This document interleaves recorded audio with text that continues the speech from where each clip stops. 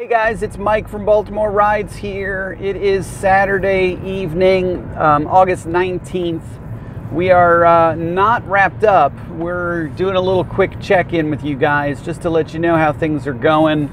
It is about 11:30 p.m. and I am at roughly 150 bucks. Probably a little bit more than that after cash tips, but it's somewhere in that 150 range. And that's a decent position to be in because it's 11:30. There's more flights coming into the airport in the next between now and 1 o'clock. I'm heading back to the airport from Clarksville, and that's not a bad deal because the airport was awful. I'm not gonna lie, guys. The airport stunk. I got a ride out of the airport to the city, to Baltimore. There was surge because of the weather and the O's game ending.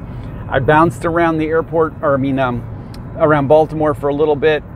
I got a ride from there all the way out here to Ellicott City. I got a ride from Ellicott City to Clarksville. And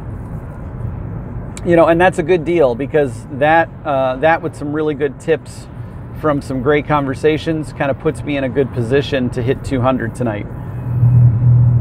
Doing another 50 bucks in 3+ hours should not be a problem unless I crash and burn. It really shouldn't. And that's the attitude I've got right now is just do or die. I'm in that kind of zone right now where I am very much committed to making the number and to pushing. And karma's kind of with me on this. That's how it works, is that when you're if any of you have ever worked in a sales related industry, one of the things they teach you very early on when you're selling is the best time to get another sale is right after you finish a sale.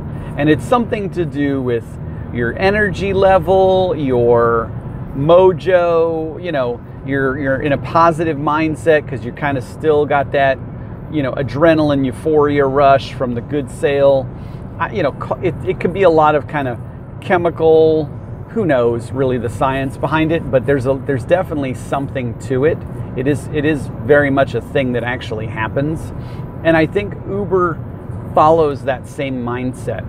I don't know if it's karma, luck, whatever you want to call it, but if you're having a good night and then you're having a good couple days and now all of a sudden you're having a good week and you're just kind of rocking and things kind of fall into place, you get the right rides, the right good customers, you're in good spirits, so now you have a really good conversation, you engage the customer maybe a little bit more than you might have if you were feeling kind of blue, and then next thing you know, you're getting some tips, then you feel good because of that ride. So on your next customer, you kind of give them that, that 10 plus, energy level, you turn it up to 10, and all of a sudden it just becomes infectious. You keep doing it and doing it and doing it, and then at the end of the night, you know what? You're at 200 plus. You go home and you feel like a hero. And then you want to come out the next day and do it again because you're still riding that wave. And that's how it is. If you're having a bad week and you're slumped, then it takes a little bit of mental fortitude to get yourself out of that slump. And that's a very different cultural, phenomenon to deal with, is that what am I do when I'm in a slump to get out of the slump?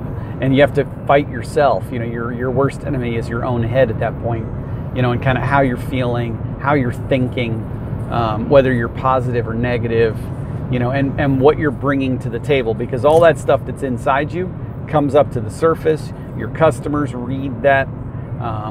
The way you portray yourself, it all is visible, and then that in turn affects how they rate you, how they tip you, if they tip you at all. So there's a whole thing behind all this stuff. It's really there. There's a science or methodology to it, which I could talk about for hours and hours and hours because of my sales and management background, and everything I've really done in the past 20 years leading up to where I am today all revolves around the psychology and the science behind how people think and behave, and how that correlates to sales and customer service and leadership and all these kind of weird semi-ambiguous subjects that people talk about a lot, but there's not really like scientific data. It's more about habitual data. So, I'm kind of getting into one of my comfort zone topics. I could bore you guys talking about that stuff forever. I'm not going to. I'm already 5 minutes into this check-in video. I'm going to wrap it up, but I'm just letting you guys know I'm having another good night. Again, Plan B came into effect. I wasn't feeling it at the airport. The queue was not moving. I wasn't getting the rides I needed. So you know what I did? I bounced. I got to the city. I started getting different rides. Started getting rides that I needed to get, and here we are. So I will check in with you guys when I'm done for the night, and I promise tonight I'll edit them and get them posted before I go to bed. But I will be back in a little bit with a final recap.